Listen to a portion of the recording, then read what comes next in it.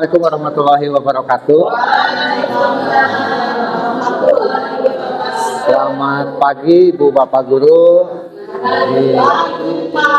yang saya hormati Pak Kepala. Terima kasih atas waktunya dan dikasih kesempatan bagi saya untuk mengimbaskan kegiatan diklat 3 minggu ke belakang ke rekan teman sejawat ya. Karena ini salah satu tugas yang harus dilaksanakan dan harus diupload ke BBGP ya kalau nggak salah, BBGTK. Mohon maaf ya. Dan sebelumnya juga mohon maaf kepada Bapak Ibu guru, bukan saya menggurui ya. Saya yakin Bapak Ibu guru lebih paham tentang hal ini. Dan saya yakin juga Bapak Ibu guru pasti sudah melaksanakan apa yang ada di 7 jurus BK ini. Cuma mungkin karena belum paham atau belum tahu jurus BK itu apa, nanti saya kasih tahu ya. Dan sebelum memulai kegiatan ini, alangkah baiknya kita ucapkan basmalah masing-masing. Bismillah. Lanjut ya. Nah, sebelum ke materi kita sedikit pemanasan dulu ya. Di sini ada lagu tentang 7 jurus BK. Bapak Ibu guru bisa berdiri dan ikuti apa yang ada di gambar ya. Mohon maaf ya.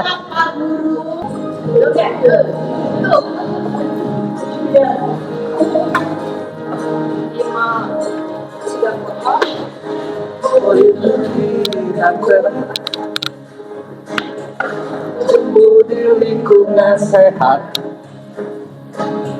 bersama guru yang hebat, cinta dan bersahabat, mendidik dengan tulus, gunakan 7 jurus, kenali koneksi, kelola emosi, tumbuhkan resiliensi, jaga konsistensi, dan koneksi, membangun kolaborasi, dan menata situasi.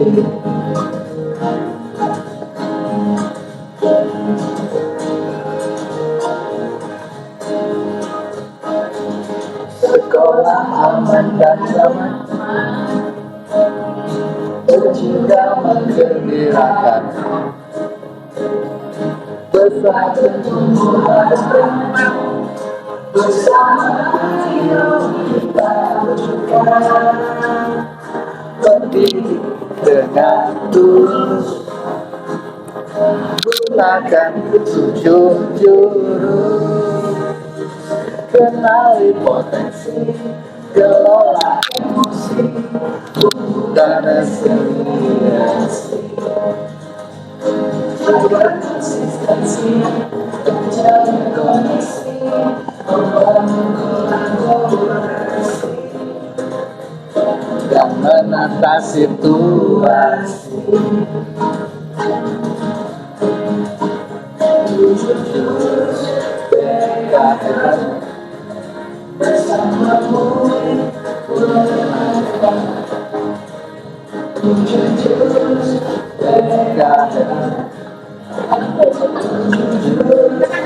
tetap berdiri aja nggak apa-apa.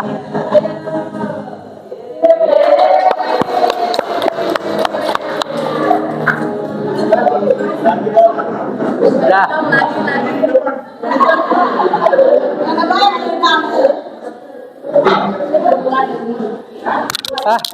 Terima kasih Bapak Ibu guru ya. Masih semangat ya mungkin. Udah mengikuti jurus BK jadi semangat ya.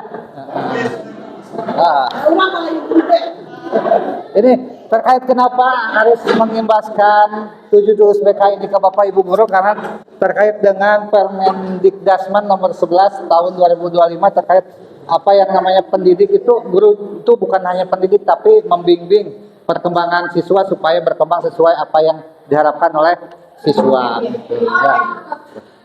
Tugas 5M. Ya, itu. Nah, di sini 7 jurus BK Hebat itu ada 7 ya.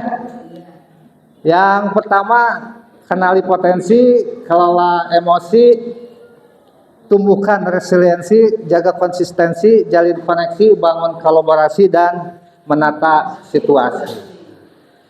Sebenarnya ini tugas untuk pengimbasan itu salah satu jurus, tapi ada masukan dari Bu Ana, alangkah baiknya diterangkan semua jurus ya.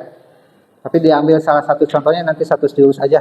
Kebetulan saya ngambil jurus yang kedua yaitu kelola emosi. Tapi yang tujuhnya nanti dibahas singkat aja ya, yang pentingnya aja. Yang pertama, kenali potensi. Ya. Jadi yang namanya kenali potensi, tiap anak punya potensi berbeda-beda ya. Mau dari gaya belajar, bakat minat, itu berbeda.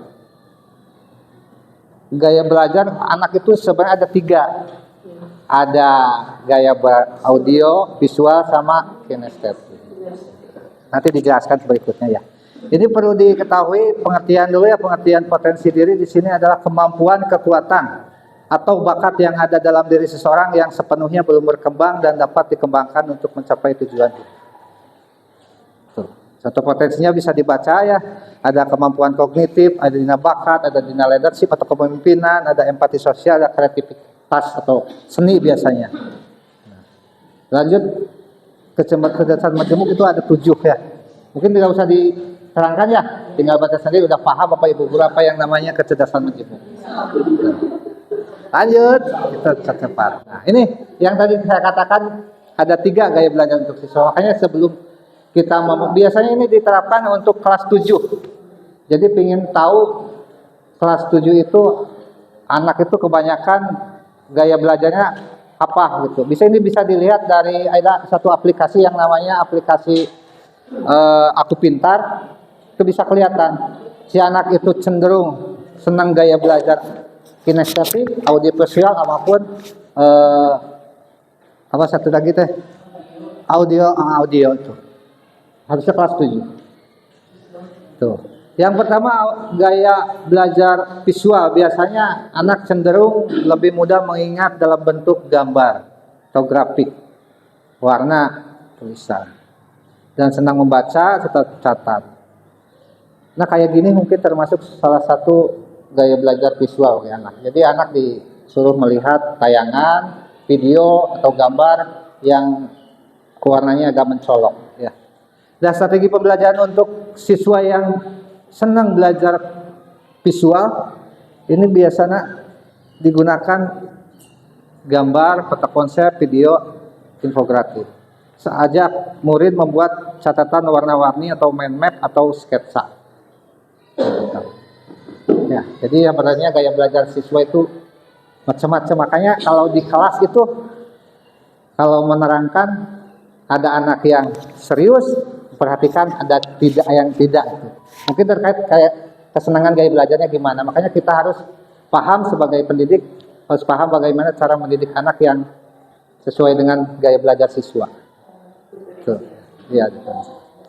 Yang kedua itu auditory atau nah, ini lebih cepat paham informasi disampaikan secara lisan. Biasanya ini metodenya senangnya metode ceramah biasanya, yang senang guru ngomong gitu. Tapi ada juga anak yang tidak senang ya kayak tadi kayak visual gitu. Nah, strategi pembelajarannya kayak gimana ini? Bisa digunakan diskusi, tanya jawab dengan lagu edukatif. Terus dorong murid untuk menjelaskan kembali materi dengan kata-kata sendiri. Tuh. Yang selanjutnya kinestetik. Kinestetik cenderung ini senang belajar di luar atau langsung praktek. Tuh. Yang menggunakan aktivitas fisik ya. Biasanya kalau aktivitas fisik kayak di pramuka pas kegiatan penjelajahan gitu. Jadi pembelajarannya ada pos-pos itu. Kesenangnya kayak gitu. Nah, belajar efektif lebih menyentuh, bergerak atau melakukan langsung, suka praktek eksperimen atau aktivitas fisik, dan mudah bosan jika hanya duduk diam di kelas saja. Ini salah satu siswa yang suka gaya belajar dengan kinestetik. Makanya sebagai guru sangat sulit ya, sangat sulit soalnya harus bagaimana kita harus mengetahui karakter anak, dari mulai sifat belajar, terus sifat anak juga harus diperhatikan. Tuh. Ya itu sampai situ paham mungkin. Jadi gaya belajar tuh ada 3 ya. Nah ini yang selanjutnya, ini biasanya dilakukan untuk kelas 9 nih, mengenai potensi ke bakat minat siswa. Karena yang namanya bakat siswa itu juga beda-beda. Kayak dari belajar, ada yang senang ke teknik, sedang ke ekonomi, ada senang ke bahasa, atau senang ke sosial gitu ya. Makanya di SMK itu ada yang namanya teknik, mesin atau teknologi, ada yang kesehatan, ada penerbangan, ada yang administrasi, ada yang umumnya SMA mungkin ya. Itu ya. Itu seputar tentang penjelasan yang jurus yang pertama, yaitu mengenal potensi siswa ya. Dilanjut yang kedua. Jurus yang kedua yaitu kelola emosi. Nah, ini. Emosi bisa diartikan sebagai reaksi perasaan seseorang terhadap suatu peristiwa, baik yang menyenangkan maupun yang tidak menyenangkan. Jadi sebagai guru kita harus bisa mengelola emosi, karena yang namanya emosi itu ada emosi negatif, ada emosi positif. Yang emosi positif misalnya, contohnya gimana? Ada yang tahu? Nah kayak itu Bu Elia senyum, nah itu termasuk emosi positif. Ciri-ciri positifnya gimana hatinya? Bahagia, senang, gitu. Itu salah satu contoh emosi positif. Iya, terima kasih. Nah, emosi muncul karena pikiran, pengalaman dan lingkungan. Emosi juga nih dapat berdampak positif jika dikelola dengan baik, tetapi juga negatif jika dibiarkan menguasai diri. Jadi bukan hanya positif, negatif juga ada. Contohnya gimana? Emosi negatif, betis gitu. Kayak yang salah satunya marah ya, marah, malu, cemberut. Iya. Nah, terima kasih ya, Mer. Itulah. Jadi sebagai guru kita kalau di kelas itu harus bisa mengelola emosi ya, karena pasti di tiap guru di kelas, Bapak Ibu guru mengalami yang namanya masuk kelas pasti ada anak yang menjengkelkan, ada yang tuh. Jadi bagaimana kita harus mengelola emosi.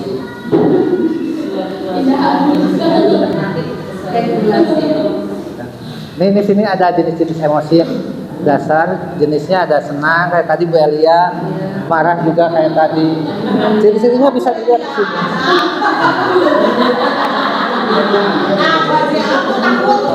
Contohnya kayak gini. Nih, misalnya jenis emosinya marah. Biasanya ciri-cirinya nadanya tinggi, menegangkan otot, sulit berpikir. Nah, salah satu contohnya barisan wajah mungkin ya. Iya.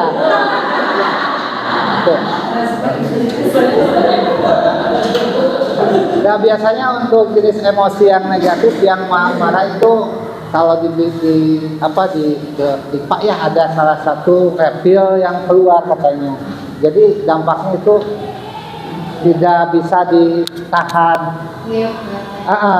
Praktek reptil, satu lagi ada ya. Kalau misalnya reptil udah keluar udah pasti keluar kata-kata kasar secara tidak sengaja, kita tidak di luar di mata melotot, kata-kata tidak ter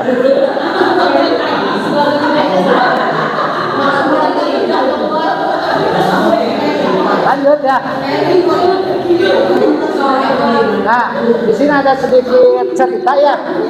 Nanti tolong Bapak Ibu dengarkan cerita tersebut dan tuangkan dalam satu kertas putih di sini. Mau disobek, mau diremas, telangkung ya. Atau gimana kalau emosi Bapak itu dulu.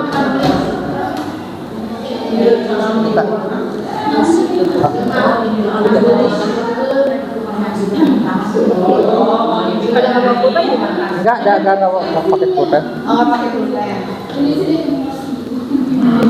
Mohon ke belakang Ibu ya. Tidak saya kakak. Saya orangnya dasar dan Lihat.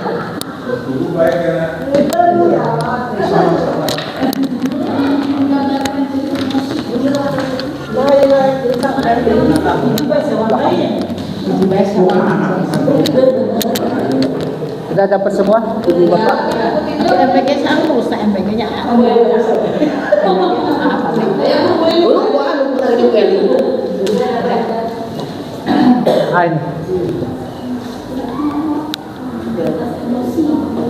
Saya ambil di mana ya? Sudah.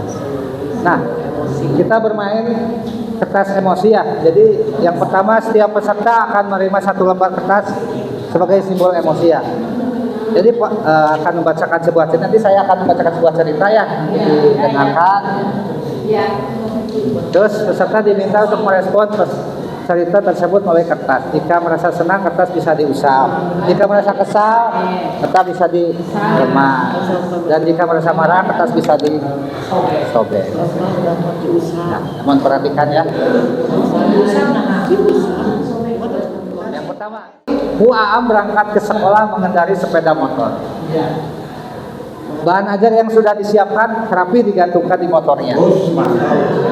Namun beberapa meter sebelum sampai ke sekolah motor mendadak mogok karena kehabisan bensin. Jadi dengan susah payah Bu Aam mendorong motornya hingga sampai ke sekolah. Gimana perasaan Bapak Ibu bila Bapak Ibu sebagai Bu Aam?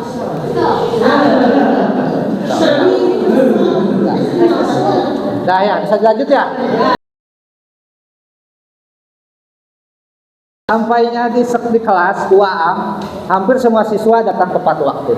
Ya udah siap lah anak-anak. Namun belum sempat suasana stabil, ada salah satu siswa yang namanya Andi masuk terlambat. Dan ia hanya menunduk sambil berkata, "Maaf Bu, saya telat." Kita tuangkan dalam kertas. Lanjut. Pelajaran pun dimulai. Namun saat menggunakan bahan ajar yang sudah disiapkan, Bu Aam tersadar bahwa bahan tersebut hilang atau tidak ada. Cari ke sana kemari tidak ditemukan. Dengan terpaksa Bu Aam melanjutkan mengajar seadanya. Bayangan aktivitas mengajar yang seru seketika buyar. Apa ya? Lanjut ya. Di tengah pelajaran berlangsung, saat Bu Aam lagi mengajar, Andi terlihat tidak memberikan perhatian. Dia menunduk di bangkunya saat didekati ternyata Andi sedang tidur terlelap. Gimana? Lanjutkan perasaan. Tuangkan dalam kertas ya. Lanjut. Tak lama kemudian ada seorang bapak-bapak mengetuk pintu kelas Bu Aam. Dan pintu dibuka dan menghampirinya. Bapak itu berkata sama Bu Aam, "Maaf, saya pamannya Andi yang tadi tidur lelap. Sebetulnya Andi sudah 3 hari di rumah sakit karena menunggu ayahnya sedang sakit. Meski kurang tidur, tapi Andi memaksakan diri selalu ingin ke sekolah karena tidak mau ketinggalan pelajaran. Sekarang saya izin mau jemput Andi karena ayahnya masuk ICU."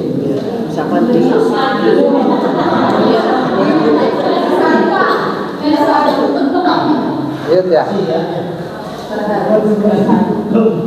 Lanjutnya, lalu paman Andi yang mengeluarkan sebuah bungkusan di tasnya. "Oh ya, Bu Aam, tadi di jalan saya menemukan bungkusan ini. Saya dicek, isi buku ada nama sekolah ini. Jadi saya bawa, siapa tahu Ibu Aam bisa mengembalikan kepada pemiliknya." Bu Aam melihatnya dan ternyata itu adalah bahan ajarannya yang dia cari. Andi dan pamannya pun berpamitan.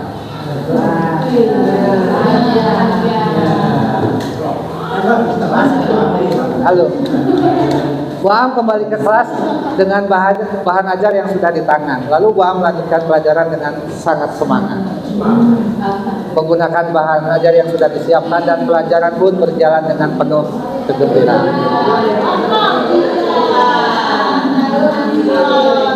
Coba perhatikan kertas Bapak Ibu gimana? Nah,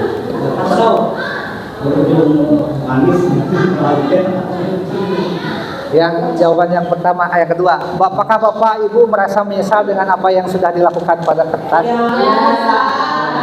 Alasannya kenapa?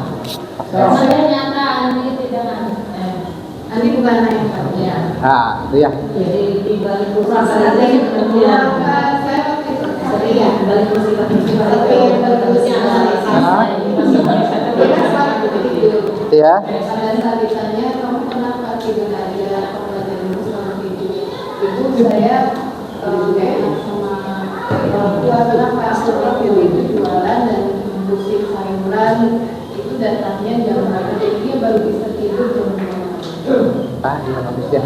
Jadi kita harus bisa mengetahui apa kondisi anak ya. Jangan dulu menggunakan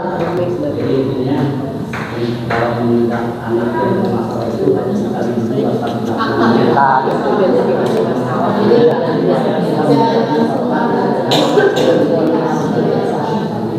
iya.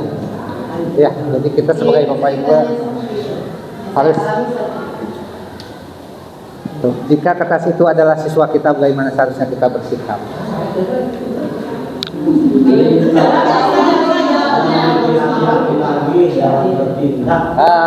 Plus buat Pak Kepala, harus berhati-hati di dalam bertindak ya. Kita harus mengetahui latar belakang siswa tersebut ya. Jangan hanya langsung mengeluarkan reptilnya ya. Nanti takut ada apa-apa. eksposisi jalan di luar Iya bisa. Iya. Tuh ya, itu salah satu contoh kelola emosi ya. Mungkin ini terjadi pada Bapak Ibu guru, di kedepannya bisa memperbaiki ini. Lanjut, kita ke resiliensi. Bisa diadakan kemampuan seseorang untuk bisa bangkit kembali dari keterpurukan atau kesulitan atau stres yang dialami dalam hidup. Ini adalah kemampuan untuk beradaptasi, bertahan, dan bahkan tumbuh lebih kuat setelah menghadapi tantangan resiliensi. Nah, ini ada salah satu contoh boneka ya. Terlalu kecil ya kayak banting, tetap itu kondisinya gimana?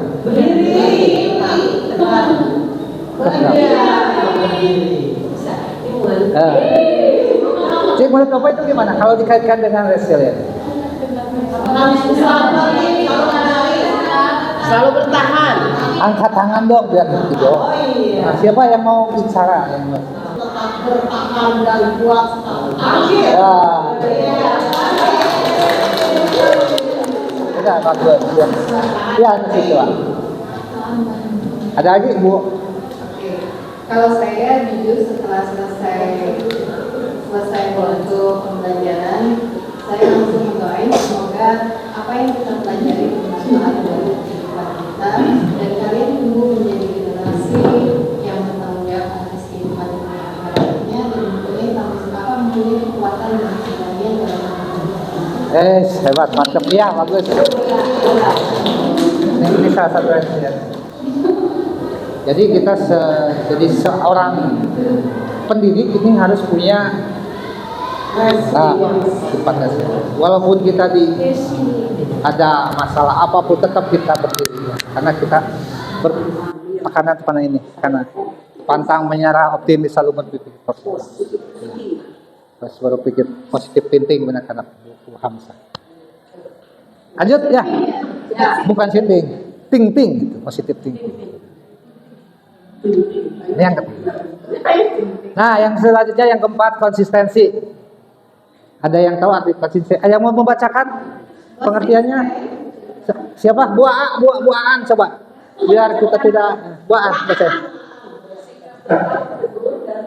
Tidak mudah berubah dalam prinsip ucapan seperti baca meskipun menghadapi godaan, kesulitan atau tekanan.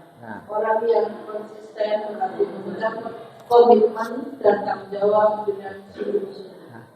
Yang jaga kita sebagai seorang pendidik harus menjaga konsistensi, yaitu harus konsisten terhadap sesuatu. Apabila kita dikasih tugas, misalnya tugas piket misalnya hari Senin, harus konsisten. Senin pagi harus sudah ada gitu. Dan bukan hanya menyambut siswa, yang namanya tugas piket itu banyak sampai akhir itu kan. Jadi tuh ya. Ya intinya kita harus konsisten lah terhadap sesuatu yang ditugaskan kepada kita. Nah ini, ya saya konsisten berkaitan dengan disiplin, tanggung jawab, tepati janji, sabar dan komitmen. Tapi saya yakin Bapak Ibu guru pasti mempunyai sifat konsisten yang kuat ya. Konsisten dan Continue. Lanjutlah. Cepat. Kelima, jalin koneksi. Ada yang membacakan jalin koneksi? Bu Novi, coba. Bu Novi.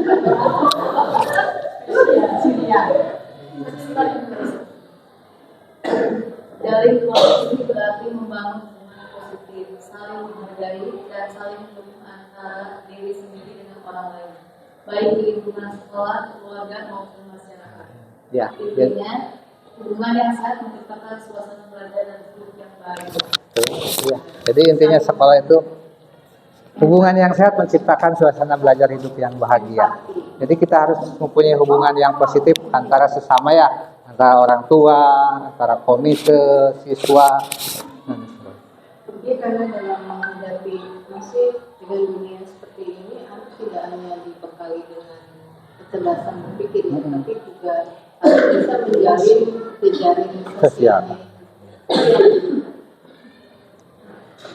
Nah ini ada ciri-ciri hebat yang menjalin koneksi. Bisa dibaca sendiri. Yang pertama, ramah dan sopan dalam berinteraksi, suka mendengarkan dengan empati, suka membantu dan bekerja sama, tidak pilih-pilih teman, mampu menyelesaikan konflik yang baik, dan menjaga kepercayaan.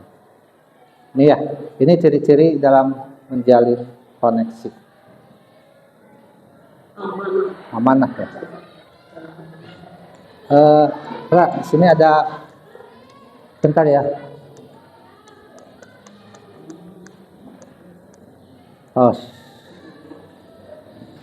Ini ada sedikit permainan ya. Itu lagi.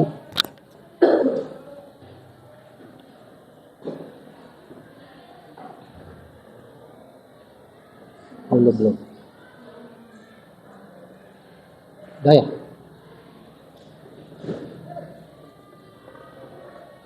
Udah dilanjut ke yang keenam aja langsung, kita bangun kolaborasi.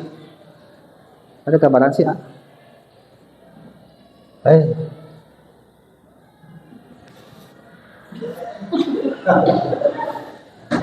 Ya yang keenam kita lanjut ya. Jalin koneksi yang tadi ya, yang 6.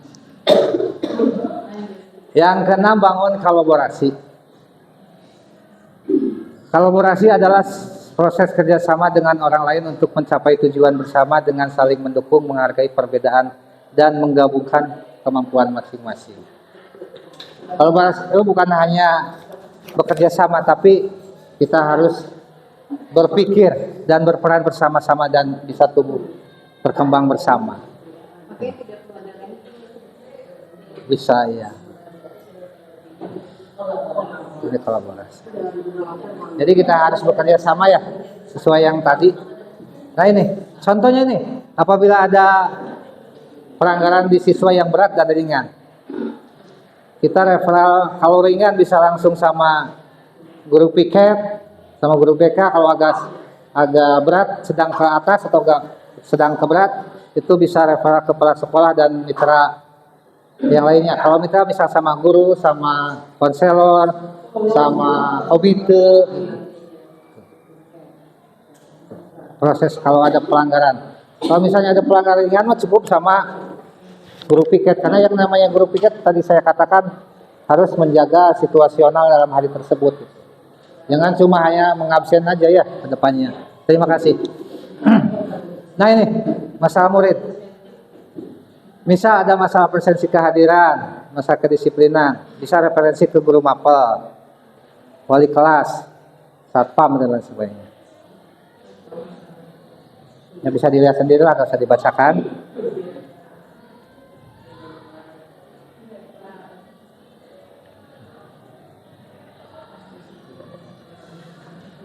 Dah ya, kita lanjut. Mungkin Bapak Ibu juga udah paham ya tentang referral kayak gini mah ya. Kita kerjakan. Lanjut.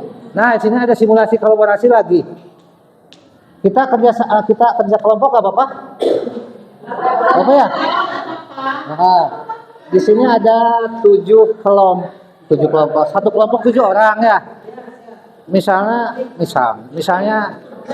ini Bu Is 1, 2, 3. Bapak mau ikut? Bapak mau ikut? 1, 2, 3, 4, 5, 6, 7 gitu ya. Sok Bu Is 1 gitu. 2, 4, 5, 6, 1, 2, 3, 4, 5, 6, 7, 2, 3, 5. Oh, berarti ada 3 kelompok ya. Nanti yang 1 ke 1, yang 2. Oh iya. 3 kelompok ya? Iya, betul 3 kelompok. 1 ke ada 7 kelompok. Oh, berarti 1, 2, 3 salah ya. Diulang ya. Maaf Bu Is, diulang 1. 2, 3.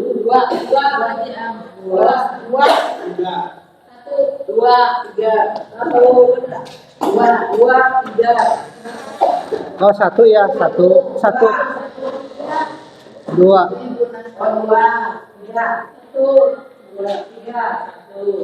Nah, berarti sama 1 sama 1, 2 sama 2, 3 sama 3. Enggak, jadi satu kelompok ke 7 orang. Oh gitu. Ya udah. 3 tuh, satu kelompok 7 orang.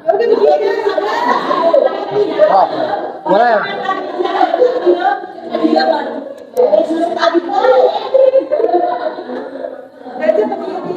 Yang penting ada 3 kelompok. Oh, ada 3 kelompok ya boleh. Ini sebagian ke sini ya, sebagian ke sana. Ya.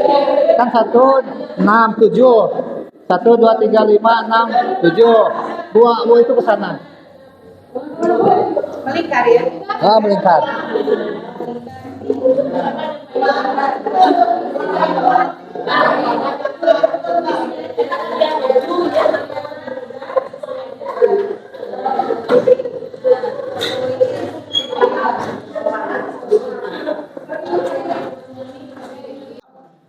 Permainannya gini, Bapak Ibu. Di sini pesertanya terbentuk beberapa tadi dari 7 orang ya. Setiap orang tak Bapak Ibu akan mendapatkan 1 kartu peran. Jangan diperlihatkan kartu tersebut, cukup memberitahu pemain lain apa yang peran Anda. Tapi jangan sampai sampaikan tentang karakter peran Anda. Ambillah kartu kasus atau kartu peristiwa. Nanti ada di sini ya. Lalu diskusikan untuk memecahkan masalah yang ada pada kartu peristiwa. Dikasih waktu 5 menit ya. Coba. Ini dulu ya. Jangan dibuka ya dulu. 1, 2. Jangan dibuka dulu.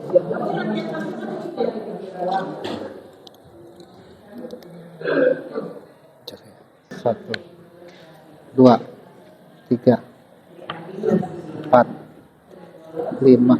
Oh, 6 ya. Kurang lagi ya. Pak Ibu tuh. Oh, sama Pak Ibnu boleh 1. Ini Pak Ibnu ya. Dan ini permasalahannya. Nanti jangan dulu dibuka ya. Bentar. Iya. Dia berapa orang? Oh, 6 orang. Berarti ada yang kebagian siswa nggak? Sini, ganti. Yang siswa ganti sama. Ibu belum kebagi ya? Mana yang siswa ada nggak? Ganti sama ini. Udah sama udah orang tua siswa ya. Jadi siswanya diganti sama orang tua siswa. Dan ini permasalahannya. Nah, lanjut ya. Coba kalian, coba Bapak Ibu buka peran apa yang Bapak Ibu Dapat. Nah, diskusikan. Sebelum diskusi baca permasalahannya. Baca permasalahannya. Lalu Bapak Ibu buat konferensi kasus. Paham nggak? Jadi misalnya kasusnya apa sih Ibu? Oh, berarti ada keluhan dari orang wali kelas. Wali kelas ke manggil orang tua, terus langsung ke BK, langsung ke kesiswaan, dihubungkan sama komite dan kepala sekolah. Gimana bagusnya? Paham ya?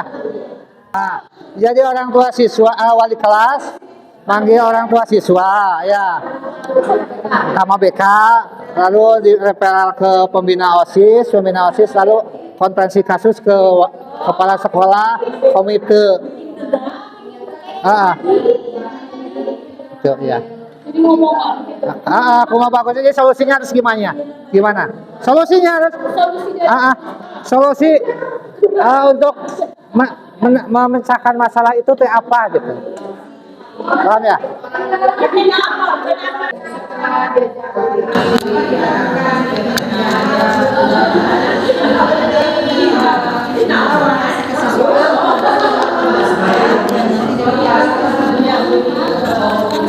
Ya, begitu kan maksudnya. Nanti ada dipresentasikan nanti. Sekarang hasilnya nanti dipresentasikan per kelompok. Duduk aja di situ. Ada yang ngomong satu orang. Solusinya gimana? Untuk memecahkan masalah anak ini. Dari situ baru kita anak udah ada perubahan, baru kita contoh orang tuanya ini anaknya ini mohon bantuannya agar anak tetap belajar dengan baik, tidak banyak pikiran, support, disupport. Jadi kalaupun di rumah tolong jangan sampai Udah ada lumayan. Bisa dikatakan barang. itu sebagai BK sama wali kelas, kalau misalnya itu nggak terlalu marah, memakai kepala Iya, sekolah dan konferensi. kita akan memfasilitasi anaknya dengan baik dan benar. Cuma mungkin karena pergaulannya Bu, jadi perlunya ibu dipanggil ke sekolah itu untuk menginginkan di sekolah tanggung jawab sebagai seorang guru, terutama wali kelas dan semua yang ada di sekolah. Untuk di rumah saya sarankan ibu lebih perhatian, tapi jangan secara kasar ataupun pidana. Jadi anak itu harus diraih, dilurus, tapi ada juga dengan ketegasan. Jadi kan Atau mungkin karena si bapaknya kan terlalu keras ke anaknya. bisa juga seperti Jadi itu. anak jadi stres gitu Ya Bu, betul. Jadi cari Cari hiburan di luar gitu. Cari pelampiasannya di luar karena merasa tertekan di rumah. Jadi gitu. Jadi Kalau saya mah sayang pisah nih Bu sama anak itu. pasti kalau namanya Mungkin gini ya, Iya Pak. karena di sini kan mungkin kasusnya ini mungkin dianggap kasusnya sedang ya. Jadi di sini memang kami juga dalam hal ini komite dilibatkan dalam permasalahan ini. Nah, mungkin nanti ibu sebagai orang tua Iya, Pak. siswa yang namanya siapa? Rapi Pak, Rapi. Rapi Ahmad Pak. Jadi ibu dan di sini tentunya kita punya komitmen bersama untuk mengatasi masalah Rapi supaya Rapi yang dari awal itu sudah dianggap bagus, anak berprestasi, tapi menurut ibu wali kelas sekarang Rapi itu prestasinya menurun, belajarnya malas, maka sudah diketemukan beberapa hari Nongkrong di luar. Nah, jadi kita hari ini mari kita bersama-sama memecahkan masalah Rapi supaya kembali ke semula. awal semula yang baik. Dan nanti Bapak Kepala Sekolah juga nanti pasti akan memberikan Ya Pak, jangan dikeluarkan anak saya ya Pak hanya ya. saya dalam hal ini sebagai komite mengharapkan ibu wali kelas, DPDK, sama ibu sebagai orang tua saling berkolaborasi baik supaya apa yang kita harapkan tadi, komitmen kita bersama untuk mendidik anak kita supaya baik dan berprestasi. Itu saja mungkin saya sebagai komite ya. Mungkin ada tambahan dari Bapak. Tapi mengakui ya Bu ya. Mengakui nongkrong. Terus dipanggil sama BP juga sudah ditanya. Sudah ditanyakan Alasannya apa? karena diajak oleh teman-teman lingkungan lebih kuat. Iya. Mungkin sekarang Udah ya, Ibu sudah waktunya habis. Iya, iya. Ya, udah ya. mungkin sama-sama Waktunya isya. Langsung. Bismillahirrahmanirrahim. Assalamualaikum warahmatullahi wabarakatuh. Waalaikumsalam warahmatullahi wabarakatuh. Dari kelompok 1 ya. Solusi, tapi bukan berarti sebuah itu yang paling benar atau tidak. Jadi hanya alurnya saja. Karena kitanya juga bukan guru BK. Kebetulan di sini perannya ada yang jadi kepala sekolah, siswa, wakasek kesiswaan, wali kelas, kemudian orang tua, guru BK dan komite. Dengan kasus Andi adalah siswa kelas 9. Dia sering membolos dan bergaul dengan teman di luar sekolah yang kurang baik, sehingga prestasinya menjadi menurun drastis. Nah, permasalahan ini sekolah taunya adalah dari aduan orang tua. Dari orang tua, ada perubahan karakter di rumah dan ternyata prestasinya juga jadi menurun. Nah, dengan ada aduan dari orang tua ke wali kelas, kemudian wali kelas konfirmasi dengan guru BK dan kesiswaan, kemudian Andi dipanggillah oleh guru BK, kemudian dibimbing, diarahkan untuk, kan tidak mungkin langsung memutus begitu saja ya. Nah, untuk menjaga pergaulannya dan menaikkan prestasinya. Tapi ternyata ada aduan dari orang tua lagi bahwa Andi belum ada perubahan, sehingga orang tua pun dipanggil oleh guru BK dan kesiswaan untuk membantu kerjasama ya, kolaborasi antara pihak sekolah dengan orang tua untuk mengetahui siapa saja, karena memang ini wajib orang tua itu tahu anaknya berteman dengan siapa saja, bahkan bila perlu minta WA, nomor HP-nya kalau ada gitu ya, orang tuanya siapa saja, tinggalnya di mana saja gitu, itu orang tua harus tahu tentang itu.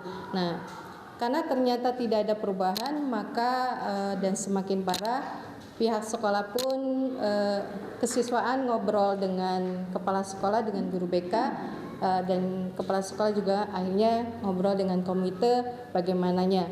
Tapi yang jelas ini karena ada kaitannya dengan pihak luar sekolah ya, anak-anak di luar sekolah, otomatis komite dilibatkan untuk mengetahui perkembangannya. Dan untuk perubahannya berarti siswa ini jangan dulu sementara bergaul dengan anak-anak di luar sekolah itu, karena merubah karakter dan akademiknya, prestasinya. Dan memang pengalaman pribadi, pergaulan itu luar biasa yang mempengaruhi kondisi anak itu ya, pergaulan itu. Itu saja sih, Pak. Ya, terima kasih. Terima kasih plus untuk ya.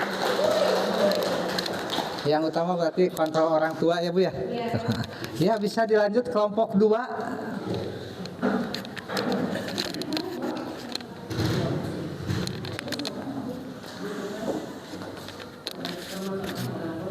Bismillahirrahmanirrahim.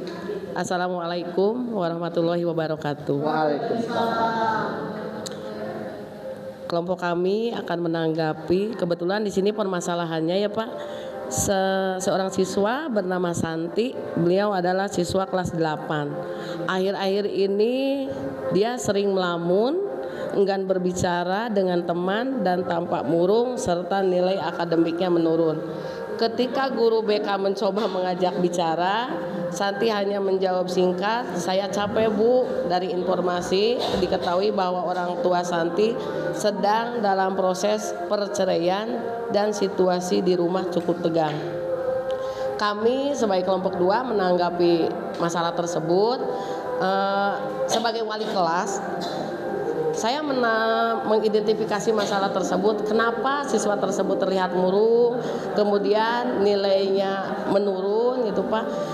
Setelah itu saya panggil siswa tersebut, kemudian ditanya permasalahannya seperti apa, ternyata ada titik permasalahannya yaitu di rumah. Di rumah yaitu terjadi permasalahan dari kedua orang tuanya yang dalam hal ini yaitu terjadi proses perceraian. Kemudian yang kedua, pihak wali kelas koordinasi dengan guru BK. Selanjutnya dikoordinasikan lagi menghubungi orang tua siswa. Apa yang sebaiknya kita lakukan supaya anak tersebut prestasi akademiknya bisa meningkat kembali dan tidak murung, jadi meningkatkan rasa optimisme siswa untuk semangat lagi untuk belajarnya gitu. Setelah itu kami konfirmasi lagi. Nah, takutnya ada tindak lanjut selanjutnya ya, takutnya anak itu ingin keluar atau keluar dari sekolah. Setelah konfirmasi dengan orang tua, kami konfirmasi dengan bagian Wakasek kesiswaan. Selanjutnya konfirmasi lagi dengan komite sekolah. Akhirnya ditemukanlah solusi ya, alhamdulillah. Jadi orang tua tersebut diberikan intinya penerangan lah dari pihak sekolah. Kalau misalkan di rumah ada permasalahan, tolong jadikan dampaknya ke anaknya ya Pak ya. Kalau bisa anak diberikan support, semangat untuk anak tetap sekolah, untuk anak tetap bersemangat karena ini untuk mengisi masa depan dia ya.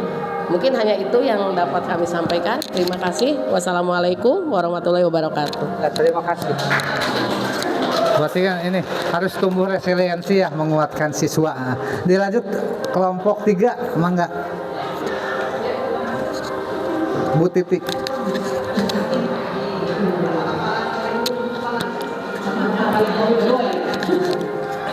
Ya aja.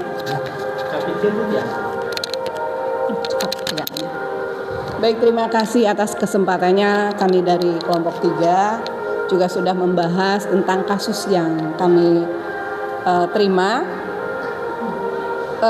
Kasusnya adalah Rapi, termasuk siswa berprestasi. Ia rajin, sopan, dan selalu mendapat nilai tinggi. Namun sejak beberapa bulan terakhir, prestasi Rapi menurun drastis. Sering tidak mengerjakan PR dan jarang memperhatikan guru saat pelajaran. Wali kelas mencatat bahwa Rapi sering terlihat nongkrong dan main game bersama teman-teman dari luar sekolah. Ya, perbincangan kami, diskusi kami dimulai dari wali kelas yang sudah memanggil anaknya Rafi tersebut. Memang ketika ngobrol sama wali kelas tidak semua terungkap. Akhirnya wali kelas berkolaborasi dengan guru BP. Kemudian berbincang tentang masalah Rapi dan guru BP mungkin juga menanyakan lagi kepada Rapi tersebut, sehingga dengan mungkin caranya yang lebih bijak, lebih nyaman, akhirnya terbukalah alasannya kenapa sampai bisa turun drastis prestasinya. Kemudian ternyata ada dipengaruhi oleh teman-temannya.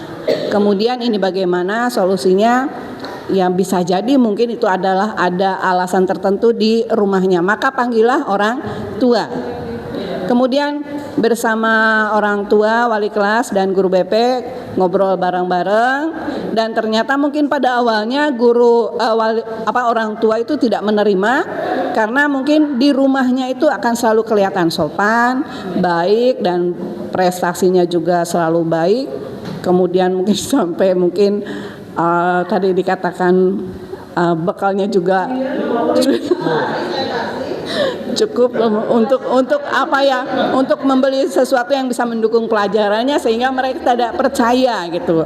Hanya tadi mungkin guru BP juga menstimulasi sebenarnya apa di luar itu. Ternyata bapaknya katanya agak keras ya Bu ya, agak keras, agak streng, mungkin agak terlalu ketat lah gitu.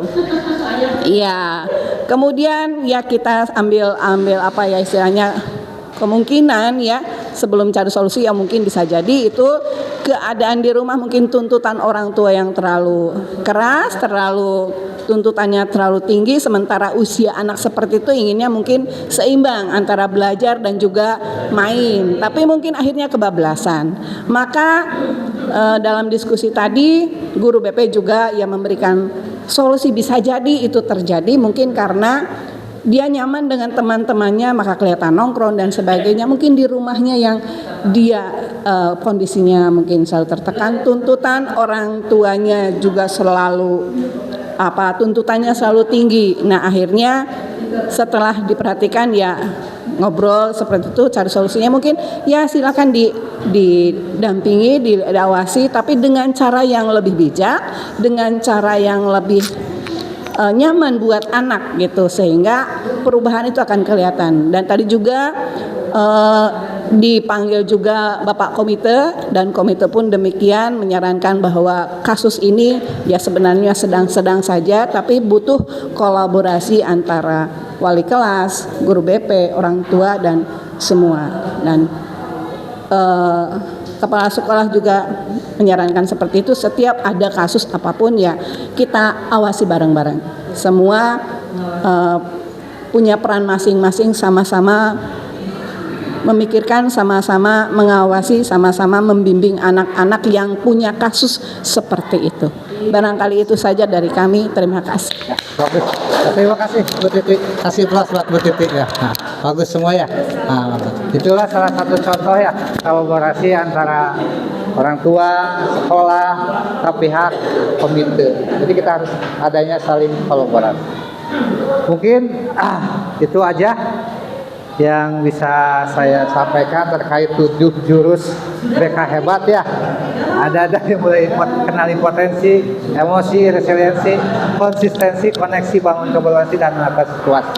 Dan mudah-mudahan Bapak Ibu bisa menggunakan atau melaksanakan 7 jurus ini di kehidupan Bapak Ibu guru pada waktu pembelajaran di kelas masing-masing. Sebelum mengakhiri, saya mohon maaf atas kekurangannya ya. Mohon dimaafkan. Mohon dimaafkan ya atas kekurangannya. Terima kasih. Dan sebelum itu kita menggunakan ini metode Bu Am yang 436 biar kita tenang kembali ya, tidak stres ya. Oh, enggak, 436. Tarik nafas 6 detik, tahan. Stop. 436, tarik nafas 4 detik, tahan 3 detik, hembuskan 6 detik. 1, 2, 3.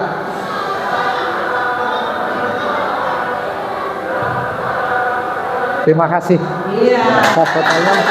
Dan cukup. Wassalamualaikum warahmatullahi wabarakatuh.